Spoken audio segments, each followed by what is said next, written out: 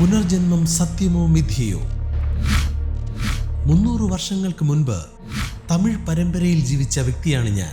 ഭാരതത്തിനകത്തും പുറത്തുമായി അനേകം ജന്മങ്ങൾ. The amazing റേയിലൂടെ തന്റെ ജന്മോദ്ദേശം വെളിപ്പെടുത്തുന്നു ബിനോയ് ജോൺ. അവര് പറഞ്ഞു, സാറിന് പറയുന്ന കാര്യം സാറിന് ഉറപ്പല്ലേ, ഇത് അനുഭവിച്ചറിഞ്ഞല്ലേ? അതെ, എന്നാ പിന്നെ അതെങ്കിലും പറഞ്ഞിട്ട് പോരാ, 2 വാക്ക്. വിശ്വസിക്കുന്നവൻ വിശ്വസിക്കട്ടെ. ഈ മുത്തുകൾ പന്നിക്ക് മുന്നിൽ വെതറിയിട്ട് ഒരു കാര്യമില്ല. കാരണം എന്താ വെച്ചാൽ ഇവരെല്ലാം ത്രിമാനതലത്തിൽ ജീവിക്കുന്നവരാണ്, എല്ലാ മനുഷ്യരും. കോടിക്കണക്കിന് ജനങ്ങളിൽ ഒരാൾക്കായിരിക്കും ഒരു പക്ഷേ ഈ അതീന്ദ്രിയ ജ്ഞാനം ഉണ്ടാവും. 6ാമത്തെ ഒരു ഇന്ദ്രിയമുണ്ട്, അത് തുറക്കാൻ തുടങ്ങിയാലേ ഇവനൊക്കെ ഇതിനെക്കുറിച്ച് ചിന്തിക്കാൻ പോലും സാധിക്കുകയുള്ളൂ. അതെന്തുകൊണ്ടാണ് സാറിന് പിന്നിലൊരു ഒരു ചതിയില്ലെന്ന് എനിക്ക് തോന്നിയിട്ടുണ്ട്. കാര്യം ഈ ഇത്തരം ധർമ്മത്തിനെ എങ്ങനെയെങ്കിലും ചവിട്ടി തേച്ച് ഇതില്ലാന്നാക്കണം. അപ്പോ ഒരു ഭൂമിയെ ഗോളാകൃതിയായിട്ട് കാണണമെങ്കിൽ അറ്റ്ലീസ്റ്റ് ചന്ദ്രനാണ് അടുത്ത ഉപഗ്രഹം. ചന്ദ്രനിലെങ്കിലും പോയിട്ട് തിരിഞ്ഞു നോക്കിയാലേ, താഴോട്ട് നോക്കിയാലേ. ഇപ്പൊ നമ്മൾ ഗൂഗിൾ മാപ്പ് ഒക്കെ ഉള്ളതുകൊണ്ട് നമുക്ക് എളുപ്പം പറഞ്ഞു വിഷ്വലൈസ് ചെയ്യാം. പക്ഷെ അന്ന് ഗൂഗിൾ മാപ്പ് ഇല്ലല്ലോ. അന്ന് അങ്ങേക്ക് അറിയോ ഇത് മരണത്തിലേക്കാണ് ഞാൻ പോയെന്നും? ഇല്ല, അറിയില്ല. ഞാൻ മനസ്സിലാക്കുന്നത് ഒരു മെന്റൽ ഷിഫ്റ്റ് ആണ് അവിടെ സംഭവിച്ചത്. മൈൻഡ് വേറെ തലത്തിലേക്ക്, നമ്മുടെ ബോഡി വിട്ടിട്ട് ആത്മാ വെളിയിൽ പോകുന്നു, തിരിച്ചു വരും എന്നുള്ള ഒരു എക്സ്പീരിയൻസ് ഒക്കെ വരണമെന്നുണ്ടെങ്കിൽ ആരുടെയെങ്കിലും പുനർജന്മമായിട്ട് അങ്ങ് വിശ്വസിക്കുന്നുണ്ട്. അങ്ങ് പഴയ ജന്മത്തിൽ ആരായിരുന്നു? അതിലൊരു 3 നുള്ളു ഉപ്പിടും. അതിൽ ഇവരുടെ പ്രശ്നങ്ങൾ പറഞ്ഞ് പ്രാർത്ഥിച്ചിട്ട് അതിനകത്തേക്ക് ഒരു എനർജി കൊടുക്കും. ഇത് കഴിച്ചു കഴിയുമ്പോൾ ഒരു പ്രശ്നം മാറുന്നുണ്ട്. എന്ത് സംഭവിക്കുന്നത് എന്നോട് ചോദിക്കരുത്. നമസ്കാരം, അമേസിംഗ് റേയിലേക്ക് എല്ലാ പ്രേക്ഷകർക്കും സ്വാഗതം. ഇന്ന് ഞങ്ങളുടെ അതിഥി ബിനോയ് ജോൺ സാറാണ്. അദ്ദേഹത്തെ നിങ്ങൾ ഒരുപാട് പേര് കണ്ടു കാണും. അദ്ദേഹത്തിൻ്റെ ഒത്തിരി വീഡിയോകൾ യൂട്യൂബിലൂടെ പല ചാനലിലൂടെ അദ്ദേഹം വന്നിട്ടുണ്ട്. ഇന്ന് നമ്മുടെ ചാനലിൽ അദ്ദേഹം എത്തിയിട്ടുണ്ട്. അദ്ദേഹം ഒരു മൈൻഡ് ഡെവലപ്മെൻറ്റ് ട്രെയിനറാണ്, ഹീലറാണ്, ഹിപ്നോതെറാപ്പിസ്റ്റാണ്. ഒപ്പം ഒരുപാട് അതീന്ദ്രിയ അനുഭവങ്ങൾ അദ്ദേഹത്തിനുണ്ട്.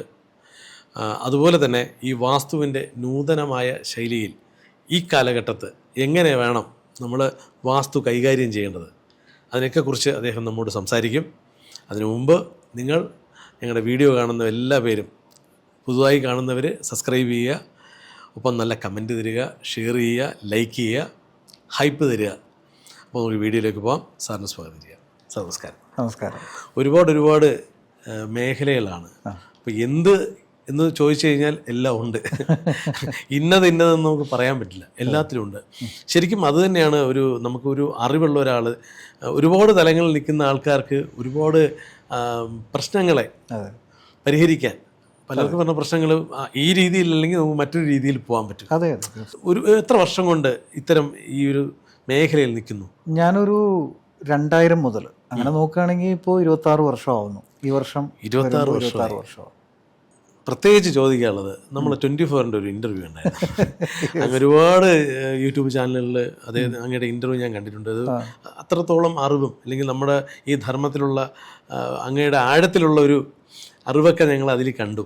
പക്ഷേ 24-ൽ വന്നപ്പോൾ നമുക്ക് ചെറിയൊരു, എന്നെപ്പോലെ തന്നെ ഒരുപാട് പേർക്ക് അതൊരു നിരാശ തോന്നി. കാര്യം അങ്ങ് ഇത്ര സയൻറ്റിഫിക് ആയിട്ട് സംസാരിക്കുന്ന ഒരാൾ, അവർ പറയുന്ന അന്ധവിശ്വാസം എന്നുള്ള രീതിയിൽ നിങ്ങളെയൊക്കെ ഒരു അന്ധവിശ്വാസ കാറ്റഗറിയിലേക്ക് ആക്കി. ഇത്രയും സയൻറ്റിഫിക് ആയിട്ട് പറയുന്ന ഒരാളാണ്.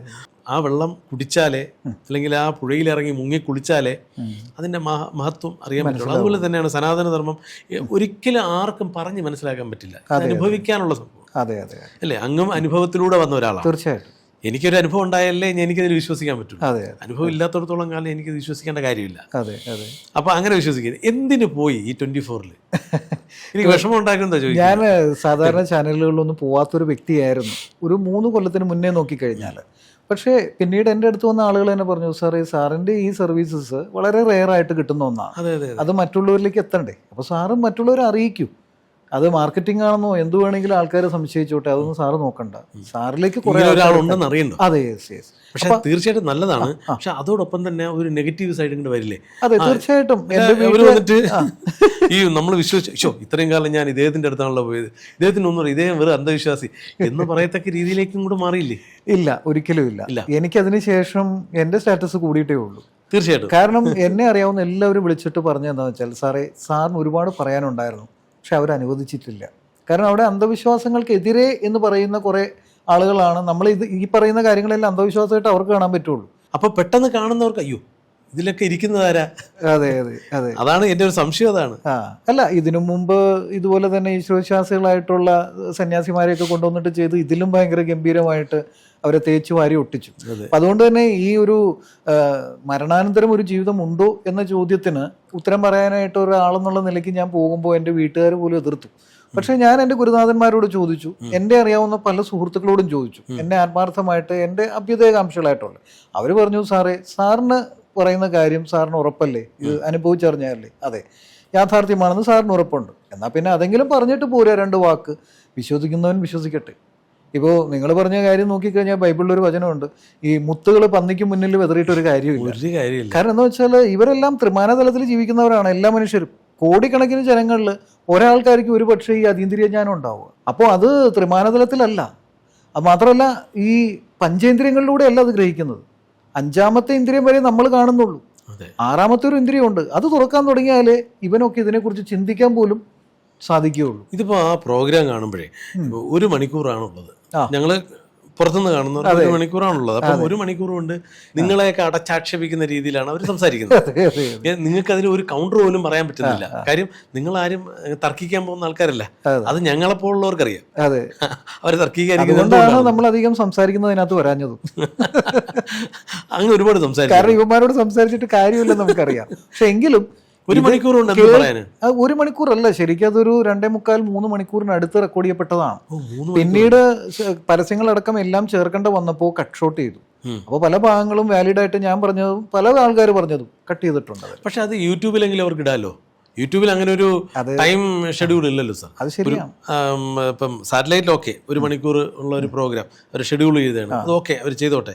പക്ഷെ ഇതിന്റെ ബാക്കി ഭാഗങ്ങൾ അവർക്ക് വേണമെങ്കിൽ സംപ്രേഷണം ചെയ്തുകൂടെ? യൂട്യൂബിലിടാനോ? അത് അവരുടെ ഡിസിഷനാണ്. അത് നമുക്ക് അതെന്തുകൊണ്ടാണ് സാറിന് പിന്നിലൊരു ഒരു ചതിയില്ലെന്ന് എനിക്ക് തോന്നിയിട്ടുണ്ട്. കാര്യം ഈ ഇത്തരം ധർമ്മത്തിനെ എങ്ങനെയെങ്കിലും ചവിട്ടി തേച്ച് ഇതില്ല എന്നാക്കണം. എനിക്ക് തോന്നിയെന്ന് വെച്ചാൽ ഒരു കാലത്ത് ഞാൻ പക്ഷെ ഒരു കാര്യമുണ്ട് രാജേഷ് ഭായി, നമ്മൾ ഇതൊക്കെ ചെയ്താലും ആരൊക്കെ എന്തൊക്കെ ചെയ്താലും സനാതനധർമ്മമോ ഭാരതീയ മുനിവര്യന്മാർ നമുക്ക് അരുളി തന്നിട്ടുള്ള പല സത്യങ്ങളും അതിനെ എത്ര കാലം കഴിഞ്ഞാലും, ഇനി 1000 കൊല്ലം കഴിഞ്ഞാലും ഭൂമി നിലനിൽക്കുന്നുണ്ടെങ്കിൽ അതിന് നിലനിൽപ്പുണ്ടാവും എന്ന് ഞാൻ വിശ്വസിക്കുന്നുണ്ട്. കാരണം എന്താണെന്ന് വെച്ചാൽ അത് അത്രയും പവർഫുള്ളാണ്. നമ്മളൊക്കെ പുറംകണ്ണുകൊണ്ട് കാണുമ്പോൾ അവരൊക്കെ അകക്കണ്ണുകൊണ്ടാണ് കണ്ടത്. തീർച്ചയായും അകക്കണ്ണുകൊണ്ട് കണ്ടത് നിങ്ങൾ ആലോചിച്ച് നോക്കുക. ശുശ്രൂതൻ, നമ്മൾ എന്നാണ് ഹിപ്പോക്രാറ്റിസിന്റെ പ്രതിജ്ഞയും ഈ ഇംഗ്ലീഷുകാരന്റെ ഭരണമൊക്കെ വന്നപ്പോഴല്ലേ ഇവിടെ MBBS ഇതൊക്കെ വന്നത്? അതിനും എത്രയോ വർഷങ്ങൾക്ക് മുമ്പ് ചരകൻ, ശുശ്രൂതൻ, വരാഹമിഹിരൻ, ആര്യഭടൻ ഓപ്പറേറ്റ് ചെയ്തിട്ടുണ്ട്. അവർക്കൊരു ടെലിസ്കോപ്പ് പോലും ഇല്ലാതെ ഇവിടെ നിന്ന് നോക്കിയിട്ട് പറയാണ് ഭൂമി ഉരുണ്ടതാണെന്ന്. സംസ്കൃതത്തിൽ തന്നെ ഭൂമിയെ ഉരുണ്ട ഗോളാകൃതിയിൽ വഹിച്ചുകൊണ്ട് പോകുന്ന അവതാരത്തെക്കുറിച്ച് പറയുന്നുണ്ട്, തേറ്റപ്പല്ലിൽ എടുത്തുകൊണ്ട് പോകുന്നത്. അപ്പോൾ അതെങ്ങനെയാണ്? അപ്പോൾ ഒരു ഭൂമിയെ ഗോളാകൃതിയായിട്ട് കാണണമെങ്കിൽ അറ്റ്ലീസ്റ്റ് ചന്ദ്രനാണ് അടുത്ത ഉപഗ്രഹം. ചന്ദ്രനിലെങ്കിലും പോയിട്ട് തിരിഞ്ഞു നോക്കിയാലേ, താഴോട്ട് നോക്കിയാൽ. ഇപ്പൊ നമ്മൾ ഗൂഗിൾ മാപ്പ് ഒക്കെ ഉള്ളതുകൊണ്ട് നമുക്ക് എളുപ്പം പറഞ്ഞാൽ വിഷ്വലൈസ് ചെയ്യാം. പക്ഷെ അന്ന് ഗൂഗിൾ മാപ്പ് ഇല്ലല്ലോ, പിന്നെ എങ്ങനെ? അതാണ് പുരാണത്തിൽ എവിടെയോ ഞാൻ വായിച്ച് ഓർക്കുന്നു, ആ വ്യക്തികളെ ഞാൻ ഓർക്കുന്നില്ല, ചന്ദ്രനിൽ പോയിട്ട് ഹണിമൂൺ ആഘോഷിച്ച വ്യക്തികളെ കുറിച്ച് പറയുന്നുണ്ട്. അന്നത്തെ കാലത്ത് അപ്പോ ഇന്നത്തെ കാലത്ത് ഇന്നിപ്പോ നമ്മൾക്കൊരു റോക്കറ്റ് വിക്ഷേപിച്ചിട്ടേ പോകാൻ പറ്റുള്ളൂ. അപ്പോൾ അന്നൊക്കെ ഉണ്ടായിരുന്ന മുനിവര്യന്മാർ ഇവിടെ ദേഹം വെടിഞ്ഞിട്ട് അവരുടെ ആത്മാവിനെ കൊണ്ടാണ് സഞ്ചരിച്ചത്. അവരുടെ കോൺഷ്യസ്നസ് ലെവൽ, അവരുടെ ബോധതലം എന്ന് പറയുന്നത് ഹയർ ലെവലാണത്. അവിടെ നിന്നിട്ടാണ് അവർ ദർശിക്കുന്നത്. അതുകൊണ്ട് അവർക്ക് ഭൂമിയെ താഴേക്ക് നോക്കി കാണാവുന്ന ലെവലിൽ പോകാൻ അവർക്ക് സാധിക്കുമായിരുന്നു. ഭൂമി ഉരുണ്ടതാണെന്ന് പിന്നീട് എപ്പോഴാണ് തെളിയിക്കപ്പെട്ടത്? ഈ ഭൂമി ഉരുണ്ടതാണെന്ന് പറഞ്ഞവരെയൊക്കെ പണ്ട് ചുട്ടരിച്ച് കൊന്നിട്ടുണ്ട്. വിദേശ രാജ്യങ്ങളിൽ പരന്നാണെന്ന് വാദം ഉണ്ടായിരുന്നു. അതുപോലും അതാണ് നമ്മളുടെ രാജ്യം, നമ്മളെ നാട് എന്ന് പറയുന്നത്, അല്ലെങ്കിൽ ഭൂമിയിൽ താമസിക്കുന്നത്. അപ്പോൾ ഈ കോടാനുകോടി ജനങ്ങളിൽ ഒരാൾക്കായിരിക്കും ഈ അതീന്ദ്രിയ ജ്ഞാനം ഉണ്ടാവുന്നത്. അപ്പോൾ ഇതിനെ എതിർക്കുന്നവരുടെ എണ്ണമല്ലേ കൂടുതൽ? തീർച്ചയായിട്ടും. അപ്പോൾ കൂടുതലും അവരാണ് അന്ധവിശ്വാസികളെന്നാണ് ഞാൻ പറയുന്നത്. എനിക്ക് തോന്നുന്നു അങ്ങൊരു ക്രിസ്തീയ ഫാമിലിയിലാണ് ജനിച്ചത്. ഇതെങ്ങനെ ഈ സനാതന ധർമ്മവും ഇല്ലെങ്കിൽ ഇത്തരം ബൈബിള് വായിക്കുമ്പോഴും നമുക്ക് അതിനകത്ത് വിടണമെന്നെങ്കിലും ഒരു ധർമ്മം നമ്മുടെ ഉള്ളിൽ വേണ്ടേ? ഒരു വിശ്വാസത്തിന്റെ ഒരു ധർമ്മം നമ്മളെ ഉള്ളിൽ ഉണ്ടെങ്കിലല്ലേ ഒരു ക്രിസ്ത്യാനിയായിരുന്നാൽ പോലും അതിലേക്ക് എത്താൻ പറ്റുള്ളൂ. എന്തുകൊണ്ടോ ദൈവത്തിന്റെ അനുഗ്രഹം, ദൈവത്തിന്റെ അനുഗ്രഹം കൊണ്ട് എൻ്റെ ബ്രെയിൻ വാഷ് ചെയ്യപ്പെട്ടില്ല ഉള്ള കാര്യം പറയാമല്ലോ. അപ്പോൾ ഒരു മതത്തെ മാത്രമാണ് ശരി എന്നല്ല, ഞാൻ എല്ലാ മതങ്ങളും ഉൾക്കൊള്ളുന്ന ഒരാളാണ്. ഞാൻ മതങ്ങളിലല്ല വിശ്വസിക്കുന്നത്, ഞാൻ ആധ്യാത്മികതയിലാണ് വിശ്വസിക്കുന്നത്. തീർച്ചയായും. എന്നാൽ താടിയും മുടിയൊന്നും വളർത്തി സന്യാസിയായിട്ട് നടക്കുന്ന തലമായിട്ടില്ല. കാരണം ഞാനിപ്പോൾ ഗൃഹസ്ഥനായിട്ട് ഇരുന്നുകൊണ്ട് തന്നെ ഇത് അനുഭവിക്കുന്ന ഒരു വ്യക്തിയാണ്. അങ്ങ് എങ്ങനെയായിരുന്നു തുടക്കം? എങ്ങനെയായിരുന്നു അങ്ങയുടെ തുടക്കം? എങ്ങനെയായിരുന്നു? ഒരു 8-9 വയസ്സ് 10 വയസ്സൊക്കെ ഉള്ള സമയത്ത് എൻ്റെ ഒരു വിനോദമായിരുന്നു ഇങ്ങനെ എൻ്റെ വീടിൻ്റെ മുകളിൽ, ഒറ്റനില വീടാണ്, വാർക്ക വീട്. അന്ന് വാർക്ക വീട് വളരെ റെയറാണ്. ഞാനീ പറയുന്നത് ഏകദേശം ഒരു 90s മുന്നെയാണ്, ഒരു 87, 88 ആ കാലഘട്ടമാണ്. അപ്പോൾ കാലഘട്ടത്തിൽ ഞാൻ വരയ്ക്കാൻ ഇഷ്ടമുള്ള ഒരാളാണ്, അത്യാവശ്യം കലാകാരനാണ്, അത്യാവശ്യമൊക്കെ ഒന്ന് വരയ്ക്കാനും ഭാവനയുള്ള ഒരാളാണ്. മേഘങ്ങളെ നോക്കി കിടന്നിട്ട് പല ആകൃതിയായി മാറുന്നത് ഞാൻ കാണുമ്പോൾ, അത് കണ്ടിട്ട് രസിച്ചിരിക്കുമ്പോൾ പെട്ടെന്ന് ഞാനല്ലാതായി മാറുകയാണ്. എൻ്റെ ശരീരത്തിൽ നിന്ന് ഞാൻ വേർപെട്ടു പോകുന്ന ഒരവസ്ഥ ആ ചെറുപ്രായത്തിൽ എനിക്കുണ്ടായിട്ടുണ്ട്. എൻ്റെ മദർ ടീച്ചറായിരുന്നു. അപ്പോൾ ഒരു ടീച്ചറിനോട് ചോദിച്ചാൽ എന്ത് സംശയവും ഉത്തരം കിട്ടുമല്ലോ എന്നുള്ളതിൽ ചോദിച്ചപ്പോൾ അവർക്കൊന്നും ഇത് എന്ത് പ്രഹേളിക്കുകയാണെന്നുള്ളത് മനസ്സിലായിട്ടില്ല. അപ്പം ഞാൻ അവരോട് പിന്നെ സംസാരിക്കുന്നത് നിർത്തി. ഞാനൊരു മാനസിക രോഗിയായിട്ട് ഇനി ആൾക്കാർ ചിത്രീകരിക്കുന്നു കൊണ്ടുപോയോ? ഇല്ല, കൊണ്ടുപോയിട്ടില്ല. ഭാഗ്യം അവരങ്ങനെ, കാരണം സ്വാഭാവികമായിട്ടൊന്നുമില്ലല്ലോ.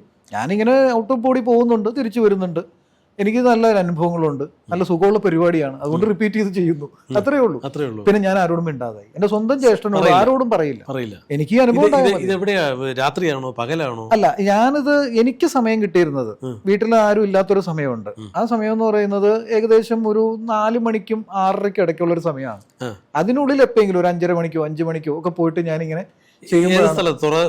തുറസായ സ്ഥലമാണത്. തുറസായ സ്ഥലമാണ്, ഒരു തട്ടുമ്പുറമാണ്, അതായത് ടെറസാണ്. ആ ടെറസിന് മുകളിൽ ഒരു ബീമുണ്ട്, വീതിയുള്ള ഒരു ബീമുണ്ട്. ആ ബീമിൽ അങ്ങ് നേരെ അങ്ങ് കിടക്കും, വടി പോലെ, ചത്ത ശവം പോലെ അങ്ങ് കിടക്കും. കുറച്ചു നേരം കഴിയും, അത്രയും നേരമൊക്കെ നമുക്ക് ബോധമുണ്ട്, പക്ഷെ എവിടെയോ വെച്ചിട്ട് ബ്ലാങ്ക് ആയി പോകുന്ന അവസ്ഥ, അതായത് ശൂന്യമായ ഒരു അവസ്ഥ. പിന്നെ ഞാൻ ഇരുട്ടും വെളിച്ചും ഒന്നുമില്ല, ആകെ ഒന്നുമില്ല, ചിന്തകളില്ല, വികാരങ്ങളില്ല, വിചാരങ്ങളില്ലാത്ത ഒരു തലം. ഈ തലത്തിലേക്ക് പോകാനാണ് ഇന്ന് ആൾക്കാർ തത്രപ്പെടുന്നത് ഈ മെഡിറ്റേഷനിൽ. അതെനിക്ക് അന്ന് അറിയില്ലായിരുന്നു. പിന്നീട് ഈ തലത്തിൽ നിന്ന് വന്ന് നമ്മുടെ ശരീരത്തിലേക്ക് ഈ ആത്മാവ് പ്രവേശിക്കുന്നതാണെന്ന് ഞാൻ ഇപ്പൊ മനസ്സിലാക്കുന്നു, അന്നറിയില്ല. വന്നു കഴിയുമ്പോൾ യാഥാർത്ഥ്യമായിട്ട് പൊരുത്തപ്പെടാൻ എനിക്ക് ബുദ്ധിമുട്ടാണ്. കാരണം ഞാൻ ജീവിച്ചിരിക്കുന്നു എന്ന് എനിക്ക് വിശ്വസിക്കാൻ പറ്റുന്നില്ല. അന്ന് അങ്ങേക്ക് അറിയോ ഇത് മരണത്തിലേക്കാണ് ഞാൻ പോയെന്ന്? ഇല്ല, അറിയില്ല. ഞാൻ മനസ്സിലാക്കുന്നത് ഒരു മെന്റൽ ഷിഫ്റ്റ് ആണ് അവിടെ സംഭവിച്ചത്. മൈൻഡ് വേറെ തലത്തിലേക്ക്, എന്റെ കോൺഷ്യസ്നെസ് ലെവൽ ചെറുപ്പത്തിലെ മുതൽ പ്രോഗ്രാംഡ് ആയിരുന്നു എന്ന് ഞാൻ വിശ്വസിക്കുന്നു. ഞാൻ മനസ്സിലാക്കി കൊടുത്തോളം നമ്മുടെ പൂർവ്വജന്മങ്ങളും ഒക്കെ തന്നെ നമ്മളുടെ ഒരു മൈക്രോചിപ്പ് പോലെ നമ്മളുടെ ബ്രെയിനിൽ അത് രേഖപ്പെടുത്തിയിട്ടുണ്ട്. ഇത്തരം അനുഭവങ്ങളിലേക്ക് പോകുന്നവരുടെ 6th സെൻസ് ഓപ്പൺ ആകുമ്പോൾ ഇവർക്ക് പഴയ ജന്മങ്ങളൊക്കെ ഇവർക്ക് അറിയാൻ പറ്റും. അല്ല, അതിനുശേഷം ഇപ്പം അങ്ങ് ഇത്രയും കാലം എടുത്തല്ലോ ഇതൊന്ന് ഒരു ക്ലാരിറ്റി കിട്ടാനായിട്ട്. ആ ക്ലാരിറ്റി കിട്ടിയപ്പോൾ എന്താ അങ്ങേക്ക് തോന്നിയത്? ക്ലാരിറ്റി കിട്ടിയപ്പോൾ ഞാൻ മനസ്സിലാക്കിയത്, അത് ക്ലാരിറ്റി വരുന്നത്, ഞാൻ ഇത്രയും വർഷങ്ങൾ ഇതൊക്കെ സംഭവിച്ചെങ്കിലും പിന്നീട് ഈ പരിപാടിക്ക് നിർത്തി ഞാൻ. കാരണം ജീവിതത്തിന്റെ തിരക്കുകളാണ്, 10ാം ക്ലാസ് തിരക്ക്, അത് പഠിക്ക് പാസ്സാവണം, ഡിഗ്രിക്ക് പോയപ്പോൾ മംഗലാപുരത്താണ്, അവിടെ പാറിപ്പറന്ന് നടക്കുന്ന എല്ലാ ഫ്രീഡം ഉണ്ട്. അങ്ങനെയൊക്കെ നടക്കുന്ന ഒരു സമയത്ത് എന്താ പറയാ, അന്നൊക്കെ ഒരു എന്താ പറയാ 100cc ബൈക്കും പൂജാപട്ടും വേണമെന്നൊക്കെ പാടിക്കൊണ്ട് നടക്കുന്ന കാലഘട്ടമാണ്. Naturally, quite natural. നമ്മൾ എന്തായാലും അത്തരം വേലകൾക്കൊന്നും പോയിട്ടില്ലെങ്കിലും നമ്മുടെ മൈൻഡിൽ അതെ ഒരു പാറിപ്പറന്ന് നടക്കുന്ന കാലഘട്ടമാണ്. അതിനുശേഷം 24ാമത്തെ വയസ്സിലാണ് ഞാൻ കായംകുളത്തുള്ള ശാർഗരൻ സാറിന്റെ കീഴിൽ വേദാതിരി മഹർഷിയുടെ സിംപ്ലിഫൈഡ് കുണ്ടലിനി യോഗയുടെ ദീക്ഷയ്ക്കായിട്ട് ചെല്ലുന്നത്. ആ ദീക്ഷയ്ക്ക് ചെല്ലുമ്പോഴും വളരെ അത്ഭുതം നടന്നു. അല്ല, അങ്ങേക്ക് ഇതെങ്ങനെ പെട്ടെന്ന് തോന്നി ഇങ്ങനെ എനിക്ക് അവിടെ ദീക്ഷ എടുക്കാൻ പോകണം? അതിന് കാരണമുണ്ട്. എൻ്റെ ഒരു സുഹൃത്ത് ഒരു മർത്തോമക്കാരനാണ്, അവനും ക്രിസ്ത്യാനിയാണ്. ഞാൻ ഈ മെഡിറ്റേഷൻ ചെയ്യാനിരിക്കുന്നതും റേക്കിയെ കുറിച്ച് പഠിക്കുന്നതും ആളുകളുടെ കൈ നോക്കിയിട്ട് ഓരോ കാര്യങ്ങൾ പറയുന്നത്, പാസ്റ്റ് പറയുന്നതും ഒക്കെ കറക്റ്റ് ആവുന്നു. ഇവനും അതേ അനുഭവങ്ങളുള്ള സിമിലർ എൻ്റെ ഏജ് ഉള്ള ഒരാളാണ്. അപ്പോൾ അവിടെയുള്ള ഹോസ്റ്റലിലുള്ള കുട്ടികളുടെ കൈയൊക്കെ നോക്കിയിട്ട് ഞാൻ പറഞ്ഞതൊക്കെ കറക്റ്റായിട്ട് അവർ പറഞ്ഞിട്ടുണ്ട്, ശരിയാണെന്ന്. അപ്പോൾ ഇവൻ പറഞ്ഞു, എടാ ഇങ്ങനെ കഴിവുണ്ടെങ്കിൽ ഒരു കാര്യം ചെയ്യുന്നു, മെഡിറ്റേഷൻ ഇങ്ങനെ ഒറ്റയ്ക്ക് ഇരുന്ന് ചെയ്യാൻ പാടില്ല. ചിലപ്പോൾ അങ്ങനെ ഇരുന്ന് ചെയ്യുമ്പോൾ നമ്മൾ വേറെ താളം തെറ്റി പോയി കഴിഞ്ഞ് കഴിഞ്ഞാൽ പിന്നെ മനസ്സിന്റെ ലെവലേ മാറിപ്പോകും. എനിക്ക് അങ്ങനെ പറ്റിയിട്ടുണ്ട് ഓജോ ബോർഡ് കളിച്ചിട്ടും. എന്നിട്ട് അത് മാറിയത് ഇതിന്റെ ദീക്ഷ എടുത്തപ്പോഴാണെന്ന് പറഞ്ഞു, സിംപ്ലിഫൈഡ് കുണ്ടലിനി യോഗയുടെ ദീക്ഷ എടുത്തപ്പോഴാണ്. അവനത് പറഞ്ഞപ്പോൾ ഈ ഗുരുവിനെ പരിചയപ്പെടണം, ഇതാരാണ് ഈ മാസ്റ്റർ എന്ന് അറിയാൻ വേണ്ടി ചെന്നാണ്. അങ്ങനെയാണ് ശാർഗൻ സാറിനെ ഞാൻ പരിചയപ്പെടുന്നത്. ശാർഗൻ മാഷാണ് ആദ്യത്തെ ദീക്ഷ തരാനായിട്ട് ഇരിക്കുന്നത്. പക്ഷെ അന്ന് ഇതിനെക്കുറിച്ച് ഒന്നും അറിയാത്ത ഞാൻ വെറുതെ ബാക്കിലിരിക്കുകയായിരുന്നു. ഗുരു നേരിട്ട് വന്ന് ദീക്ഷ തരുന്ന അനുഭവം എനിക്ക് അവിടെ ഉണ്ടായി. അവിടെയാണ് എനിക്ക് മനസ്സിലായത് എന്തുകൊണ്ട് എനിക്കിത് സംഭവിച്ചു. അങ്ങ് മുജ്ജന്മങ്ങളൊക്കെ വിശ്വസിക്കുന്നുണ്ടോ? തീർച്ചയായിട്ടും. അങ്ങ് പഴയ ജന്മത്തെ എന്തെങ്കിലുമൊക്കെ ഓർമ്മ, അല്ലെങ്കിൽ അങ്ങനെ ഈ പെട്ടെന്നൊരു സുപ്രഭാതത്തിൽ നമുക്ക് ഇങ്ങനെ ഒരു അതീന്ദ്രിയ അറിവ്, അല്ലെങ്കിൽ നമുക്ക് ഇങ്ങനെ നമ്മുടെ ബോഡി വിട്ടിട്ട് ആത്മാവ് വെളിയിൽ പോകുന്നു തിരിച്ചു വരും എന്നുള്ള ഒരു എക്സ്പീരിയൻസ് ഒക്കെ വരണം എന്നുണ്ടെങ്കിൽ അങ്ങ് ഇതിനു മുമ്പ് എന്തെങ്കിലും പ്രാക്ടീസ് ചെയ്യണം. അല്ലെങ്കിൽ തീർച്ചയായിട്ടും കുഞ്ഞായിരിക്കുമ്പോൾ ഒരിക്കലും ചെയ്യാൻ പറ്റില്ല. 9 വയസ്സിന് പ്രാക്ടീസ് ഇല്ല. പുനർജന്മ ആരുടെയെങ്കിലും പുനർജന്മമായിട്ട് അങ്ങ് വിശ്വസിക്കുന്നുണ്ടോ അങ്ങ്? തീർച്ചയായിട്ടും അത് ഇന്ന വ്യക്തി എന്നൊന്നും അവകാശപ്പെടാൻ ഞാൻ ഇഷ്ടപ്പെടുന്നില്ല. ഏതോ നല്ലൊരു ഗുരുവിന്റെ കീഴിൽ അഭ്യസിച്ച യോഗയും അതീന്ദ്രിയ ജ്ഞാനവും ഒക്കെ പഠിച്ചൊരു വ്യക്തിയായിട്ട് എന്നെ തന്നെ ഞാൻ കണ്ടിട്ടുണ്ട്. അതായത് ഇപ്പൊ തഞ്ചാവൂർ ഓല എടുക്കുന്ന പറയും നിങ്ങളെ മുൻജന്മം അതെ ഇന്നതായിരുന്നു ഇന്നതായിരുന്നു ഞാൻ പറഞ്ഞു കേട്ടിട്ടുണ്ട്. അതിൽ കാര്യമുണ്ട്, ഉണ്ടല്ലേ? കാര്യമുണ്ട്. അപ്പൊ അതുപോലെ ഞാൻ പറയട്ടെ, ഞാൻ എൻ്റെ ഓല എടുത്ത ആളാണ്. ഞാൻ എൻ്റെ ഓല എടുക്കുന്ന സമയത്ത് തിരുവല്ലയിൽ താമസിച്ചിട്ടാണ്. ഞാൻ എറണാകുളം ജില്ലക്കാരനാണ്. തിരുവല്ലയിൽ താമസിച്ചിട്ട് അന്നൊക്കെ PCO ബൂത്ത് ഉണ്ടല്ലോ, ബൂത്തിൽ 1 രൂപ കോയിൻ ഇട്ട് വിളിച്ചിട്ടാണ് ഞാൻ ബുക്ക് ചെയ്തത്. ഞാൻ അവിടെ ചെന്ന് കഴിഞ്ഞപ്പോൾ എൻ്റെ ഹിസ്റ്ററി മൊത്തം ഇങ്ങോട്ട് പറഞ്ഞു. ഇതെങ്ങനെ സാധിക്കും? അപ്പോഴും ഞാൻ ആലോചിച്ചു, അപ്പോഴും എൻ്റെ നിരീശ്വരവാദം ഞാൻ അവിടെ നിർത്തി. നിരീശ്വരവാദം ഉണ്ടായിരുന്നല്ലേ? ഉണ്ടായിരുന്നു. അത് കോളേജിൽ പഠിക്കുമ്പോഴാണ്. ഈ പാർട്ടി പരിപാടിക്കോ അല്ലെങ്കിൽ ഇല്ല, ഞാൻ പാർട്ടിയിലൊന്നും പെടാത്ത ഒരാളാണ്. കാരണം പണ്ട് മുതലേ എനിക്ക് മനുഷ്യനെ മനുഷ്യനായിട്ട് കാണാൻ 3-4 വയസ്സുള്ളപ്പോൾ, ഒരു 4ാം ക്ലാസ്സിൽ പഠിക്കുമ്പോൾ പോലും ഞാൻ ആളുകൾക്ക് ഒരു ജാതി മതം ഉണ്ടെന്ന് വിശ്വസിക്കാൻ ഇഷ്ടപ്പെടാത്തൊരു വ്യക്തിയാണ്. ഒരു വ്യക്തിയെ ഈ നിരീശ്വരവാദം പറയുന്ന ഈ SFIയിലോ അല്ലെങ്കിൽ അത്തരത്തിൽ രാഷ്ട്രീയ സംഘടനയിലെയോ CPMന്റെ അനുഭാവികളായിട്ടൊക്കെ പോകുമ്പോഴാണ് നമ്മള്. പക്ഷെ ചെറുപ്പത്തിന്റെ തളപ്പിൽ നമുക്ക് ചിന്തിക്കാമല്ലോ, ഒരു രാമൻ, ഒരു സീത, 10 തലയുള്ള രാവണൻ എന്നൊക്കെ പറഞ്ഞ ആരും വിചാരിക്കുന്നത് എന്തൊരു കഥ ഇത് നമ്മൾ വിശ്വസിക്കും. 10 തലയുള്ള ആരെങ്കിലും മനുഷ്യരുണ്ടോ? ഞാൻ കണ്ടിട്ടില്ല, അതുകൊണ്ട് ഞാൻ വിശ്വസിക്കുന്നില്ല. കണ്ടതും തൊട്ടതൊക്കെ നമ്മൾ വിശ്വസിക്കുള്ളൂ. അതാണല്ലോ ആധുനിക ശാസ്ത്രത്തിന്റെ കുഴപ്പം. എനിക്ക് തോന്നുന്നു ഇതൊക്കെ പറഞ്ഞു തരേണ്ട രീതിയിലല്ല നമ്മളെ കാരണവന്മാര് പറഞ്ഞു തന്നത്. അതിന്റെ കുറെ പ്രശ്നങ്ങളുണ്ട്. ദീക്ഷ എടുത്തതിന് ശേഷം മെഡിറ്റേഷനുകൾ തുടങ്ങി കഴിഞ്ഞപ്പോൾ അവസാനം ഹയർ ലെവൽ മെഡിറ്റേഷൻ ഉണ്ട്. അതായത് നമ്മൾ ആജ്ഞാദീക്ഷ, പിന്നെ ശാന്തി ദീക്ഷ, അത് കുണ്ടലിനി മേലോട്ടും താഴോട്ടും പ്രയോഗിക്കാനുള്ള ടെക്നിക്കാണ്. അത് കഴിഞ്ഞിട്ട് പിന്നെ തരുന്നത് തുര്യദീക്ഷയാണ്. തുര്യമൊന്നും എനിക്ക് ഇതൊക്കെ നേരത്തെ അനുഭവിച്ച അവസ്ഥയാണ്, എനിക്കറിയില്ല. ഞാൻ അഹങ്കാരമായിട്ട് പറയല്ല, റിയൽ എൻ്റെ എക്സ്പീരിയൻസ് പറയാണ്. തുര്യമൊന്നിരുന്നിട്ടൊന്നും പോരാ, ഫ്ലൈറ്റ് ഒന്ന് ടേക്ക് ഓഫ് ചെയ്യണം എന്നുള്ള ഒരവസ്ഥയിലാണ് ഞാനിരിക്കുന്നത്. അത് മനസ്സിലാക്കിയ മാസ്റ്റർ രഹസ്യമായിട്ട് അദ്ദേഹത്തിൻ്റെ CN ലോഡ്ജിൽ കൊണ്ടുവരുത്തിയിട്ട് രാത്രി ഒരു 6 മണി നേരത്തൊക്കെ ഇരുന്നിട്ട്, അപ്പം ഞാൻ ഇവിടുന്ന് ഒരു 2 വീലർ ഉണ്ട് എനിക്കന്ന്. ആ 2 വീലറുമായിട്ട് അവിടെ പോവും, മാഷിൻ്റെ അടുത്ത് പോവും. മാഷ് പറയും, വേറെ ആരോട് നീ പറയരുത്, കാരണം നിനക്കിത് പെട്ടെന്ന് തന്നു എന്ന് പറഞ്ഞാൽ 3 വർഷം പോലും ഈ ലെവലിൽ എത്തിയിട്ടില്ല, അതുകൊണ്ട് അവർ പ്രശ്നം വെക്കും. അതുകൊണ്ട് നീ ഒരു കാര്യം ചെയ്യണം, നീ ഇത് കിട്ടിയെന്നൊന്നും ആരോടും പറയണ്ട, നിനക്ക് ലഭിച്ചത് അത് നിൻ്റെ യോഗമാണ്, അത് ഗുരു നേരിട്ട് തരുന്നതാണ്, നീ പഠിച്ചോ എന്ന് പറഞ്ഞിട്ട് ഹയർ ലെവലിലേക്ക് വിട്ട് തുര്യാതീതം തന്നു. തുര്യാതീതം തന്ന് അദ്ദേഹം തുര്യാതീത ദീക്ഷ എടുത്ത് ഞാൻ മെഡിറ്റേറ്റ് ചെയ്യാൻ തുടങ്ങിയപ്പോൾ അദ്ദേഹം എന്നെ വാച്ച് ചെയ്ത് കുറേ ഇരുന്നു. 1/4 മണിക്കൂറോ മറ്റോ 1 മണിക്കൂറോ കഴിഞ്ഞപ്പോൾ താഴേക്ക് വരുന്ന ഇൻസ്ട്രക്ഷൻ കിട്ടി. ഞാൻ താഴേക്ക് വരികയാണ്. ഞാൻ പറഞ്ഞു, ഓ മാഷെ, അങ്ങ് അവിടെ ഇരുന്നാൽ മതിയായിരുന്നു, എനിക്ക് പോരണ്ട എന്ന അവസ്ഥയായിരുന്നു എന്ന് പറഞ്ഞു. അപ്പോൾ അദ്ദേഹം പറയാണ്, നിനക്കറിയോ നിന്റെ വലത്തെ കയ്യിൽ 2 കൊതുക് വന്നിരുന്ന് കടിക്കുന്നുണ്ടായിരുന്നു, നീ അറിഞ്ഞില്ല. എൻ്റെ മോനെ, ഇതൊക്കെ ശരീരബോധമില്ലാതെ. അപ്പോഴാണ് ഞാൻ മനസ്സിലാക്കി, അയ്യോ എവിടെയായിരുന്നു കടിച്ചത്? നോക്കുമ്പോൾ ചുവന്ന് കടിച്ച് കിടക്കുന്നത് ഇവിടെ ഈ ഭാഗത്താണ് വന്ന് കടിച്ചത്. ഞാനിപ്പോഴും ഓർക്കുന്നുണ്ട് എൻ്റെ വലത്തെ കയ്യിൽ. അപ്പോൾ ഞാൻ പറഞ്ഞു, മാഷെ ഞാൻ അറിഞ്ഞില്ലല്ലോ. എടാ മോനെ, ഇതൊക്കെ പെട്ടെന്ന് കിട്ടുന്ന കാര്യമല്ല, നീ ഒരു 10-35 വയസ്സ് കഴിയട്ടാ, നീ ആളുകൾ ഇത് പഠിപ്പിക്കും, നീ ലോകം അറിയപ്പെടുന്ന ഒരാളായി മാറും. അപ്പം അങ്ങനെ പറഞ്ഞ് അദ്ദേഹം തലേ കൈ വെച്ച് അനുഗ്രഹിച്ചിട്ട് വിട്ടു. അന്ന് അപ്പോൾ ആ ഹയർ ലെവൽ അന്നേ തന്നെ, അടുത്ത ലെവല് ആളിയാർ ചെന്നിട്ട് മാസ്റ്റർ ലെവലാണ്, അത് 24ാമത്തെ വയസ്സിൽ. അപ്പം എനിക്ക് മനസ്സിലായി, ദൈവം എന്നെ കൊണ്ട് എന്തൊക്കെയോ ചെയ്യാൻ ഉദ്ദേശിക്കുന്നെന്ന് തോന്നുന്നു. അതെ, ഇതിപ്പം ഗുരു പറഞ്ഞു, ഇപ്പം നമ്മളിപ്പം 9ാമത്തെ വയസ്സ് ചെയ്തപ്പോൾ എനിക്ക് ഇതെന്താണെന്ന് അറിയില്ലായിരുന്നു. പക്ഷേ ഇപ്പോഴേ നമ്മൾ ടെക്നിക്കൽ നോളജ് കിട്ടി, അതായത് ഗുരു ഉണ്ടായി നമുക്കിത് പറഞ്ഞു തന്നു. അപ്പോൾ അങ്ങയുടെ പുനർജന്മത്തിൽ അങ്ങ് വിശ്വസിക്കുന്നുണ്ട്, പഴയ ജന്മത്തിൽ വിശ്വസിക്കുന്നുണ്ട്. പഴയ ജന്മത്തിൽ ആരായിരുന്നു? അത് ഞാൻ വ്യക്തമായിട്ടൊരു പേരോ കാര്യങ്ങളോ ഒന്നുമല്ല ഞാൻ അറിയുന്നത്. 2-3 സ്ഥലങ്ങളിൽ എനിക്കറിയാം. ഒന്ന് ഷാവുലിൻ ടെമ്പിളിൽ ഒരു ചൈനീസ് ബർത്തായിട്ട് ഞാൻ കണ്ടിട്ടുണ്ട്. കാരണം ഈ ജന്മത്തിൽ എനിക്ക് ബ്രൂസ്ലി, കുംഫു, കരാട്ടെ, കളരി എന്നൊക്കെ പറഞ്ഞ ജീവനാണ്. ഇത് എവിടെ നിന്ന് വന്നു എന്ന് എനിക്കും അറിയില്ല. പക്ഷേ ഞാനിത് പഠിച്ചു തുടങ്ങുമ്പോഴേക്കും എൻ്റെ കൈ മെയ്യും ഒക്കെ കൃത്യമായിട്ട് അതിന് വഴങ്ങുകയാണ്. ഇവർ ചോദിക്കും, നീ ഇതിനു മുമ്പ് ഏതെങ്കിലും ഗുരുവിൻ്റെ കീഴിൽ പഠിച്ചിട്ടുണ്ടോ? ഞാൻ പറയില്ല. പക്ഷെ നിന്റെ ശരീരം അങ്ങനെ അല്ലല്ലോ, നല്ല വഴക്കമുണ്ടല്ലോ. പക്ഷേ ഞാൻ ജിമ്മിലൊക്കെ പോകും, ഞാൻ പറഞ്ഞില്ലേ, ആ ഒരു കാലഘട്ടത്തിൽ ഹിന്ദി സിനിമയും സൽമാൻ ഖാനെയും അമീർ ഖാനൊക്കെ കണ്ടിട്ട് അത് അനുകരിക്കുന്ന ഒരു കാലഘട്ടമായിരുന്നു. അപ്പം അതിൻ്റെ ഭാഗമായിട്ട് കുറച്ച് ഒന്ന് ജിമ്മിലൊക്കെ പോയിട്ടുണ്ട്, അത്യാവശ്യം കസരത്തൊക്കെ കാണിക്കും, അത്രേ ഉള്ളൂ. സ്പോർട്സിൽ താല്പര്യം ഉണ്ടായിരുന്നു കുറച്ചൊക്കെ, അത്രേ ഉള്ളൂ. എന്നാൽ ഞാൻ അറിയപ്പെടുന്ന ഒരു സ്പോർട്സ്മാനോ ഒന്നും ആയിരുന്നില്ല. ഞാനൊരു ആർട്സ് റിലേറ്റഡ് ആയിട്ട് പാട്ട്, മിമിക്രി, അങ്ങനെയുള്ള സംഭവങ്ങളൊക്കെ ആയിരുന്നു നമ്മളുടെ പ്രധാന പരിപാടി എന്ന് പറയുന്നത്. എന്നെ ഓരോ ശിക്ഷണങ്ങൾ തരുന്നതും ആ ഗുരുവിനെ വണങ്ങുമ്പോൾ കൈ ഇങ്ങനെ പിടിക്കുന്നത്, ഈ കൈ ഞാൻ ഇങ്ങനെ പിടിച്ച് പണ്ടേ ഇരിക്കുകയുള്ളായിരുന്നു. ആൾക്കാരോട് നമസ്കാരം പറയുന്ന സമയത്ത് എനിക്ക് ചില സമയത്ത് നമസ്കാരം പറയുമ്പോൾ ഇങ്ങനെ വരും, ചില സമയത്ത് കൈ ഇങ്ങനെ പോകും. പിന്നീടാണ് ചൈനീസ് കുംഫു ഈ അഭ്യാസങ്ങളൊക്കെ കണ്ടപ്പോൾ എനിക്ക് മനസ്സിലായത്, അയ്യോ ഇവരുടെ ഒരു പരസ്പരം ബഹുമാനിക്കുന്നതിനാണ് ഇങ്ങനെ ചെയ്യുന്നതെന്നുള്ളത് എനിക്ക് മനസ്സിലായത്. അങ്ങനെ കുറെ ചില മുദ്രകൾ ഇതൊക്കെ ഇതൊക്കെ എനിക്ക് നേരത്തെ അറിയാം. പിന്നെ ചില പൂജകൾ നടക്കുമ്പോൾ ഇപ്പൊ ഒരു കാര്യം എടുത്ത് ഹോമിക്കുകയാണ്, അടുത്തത് നെയ്യായിരിക്കും എന്നെ മനസ്സിൽ പറഞ്ഞാൽ നെയ്യ് തന്നെ ആയിരിക്കും. ഇത് ഞാനിങ്ങനെ അറിഞ്ഞു. അപ്പൊ എൻ്റെ ഈ ഹയർ ലെവലിലെ മെഡിറ്റേഷൻസ് പോകുമ്പോൾ നമ്മുടെ സിക്സ് സെൻസ് ഓപ്പൺ ആവുമ്പോൾ നമ്മൾക്ക് ഭാഗ്യമുണ്ടെങ്കിൽ നമ്മളുടെ പൂർവ്വജന്മങ്ങൾ നമുക്ക് ഓപ്പൺ ആയി വരാം. അപ്പോൾ ഈ രണ്ടാമത്തെ ജന്മം എങ്ങനെ മനസ്സിലായത്? അത് മെഡിറ്റേഷനിലാണ്. ഈ ചൈനീസ് ജന്മത്തെ കുറിച്ച് എനിക്ക് കിട്ടുന്നത് പ്രാണിക് ഹീലിംഗ് പഠിക്കുന്ന സമയത്താണ്. അതിന്റെ സോൾ മെഡിറ്റേഷൻ എന്ന് പറഞ്ഞ മെഡിറ്റേഷൻ ഉണ്ട്. അത് ചെയ്യുമ്പോഴാണ് അത് ബോധ്യപ്പെട്ടത്. ഈ തമിഴ്നാട് ജന്മങ്ങളൊക്കെ എനിക്ക് ബോധ്യപ്പെടുന്നത് ആദ്യമേ മുതൽ വേദാദ്രി മഹർഷിയുടെ രീതിയിലുള്ള സിംപ്ലിഫൈഡ് കുണ്ടലിനി യോഗ ചെയ്യുന്ന സമയത്ത് എനിക്ക് ബോധ്യപ്പെട്ടു. തമിഴ്നാട് അവിടെ ഏത് കാലഘട്ടം വരുന്നത്? അത് എനിക്ക് തോന്നുന്നു ഒരു 100-200 വർഷമെങ്കിലും. 200 വർഷം പഴക്കമുണ്ട്. അപ്പൊ തമിഴ്നാട്ടില് തുടരെ ജന്മം എടുത്തിട്ടുണ്ടോ? ഞാനത് മാത്രമല്ല, ഞാൻ ഈ പറയുന്ന സ്ഥലങ്ങളിലൊക്കെ എനിക്ക് പോകാനും വലിയ താല്പര്യമാണ്. പളനി, അതുപോലെ തന്നെ ഈ പറയുന്ന ആന്ധ്രാപ്രദേശിലുള്ള ടെമ്പിള്, അവിടെയൊക്കെ ഞാൻ പോയിട്ടുണ്ട്. അപ്പൊ ഈ ഭോഗര്, സിദ്ധര്, ആ വിഭാഗത്തിലുള്ള ആളുകളുമായിട്ട് ബന്ധപ്പെട്ടിട്ടുള്ള ഒരു ആശ്രമത്തിലാണ് ഞാൻ ജനിച്ചിരുന്നത്. അതെനിക്ക് മനസ്സിലായി. അപ്പൊ അതുകൊണ്ട് എനിക്ക് സിദ്ധ മഹർഷിമാരെ വലിയ ഇഷ്ടമാണ്. വേദാദ്രി മഹർഷിയെ കണക്കാക്കുന്നത് ശരിക്കും പറഞ്ഞാൽ 18ാമത്തെ സിദ്ധരായിട്ടാണ്. അദ്ദേഹം സിദ്ധ പാരമ്പര്യത്തിലാണ് വരുന്നത്.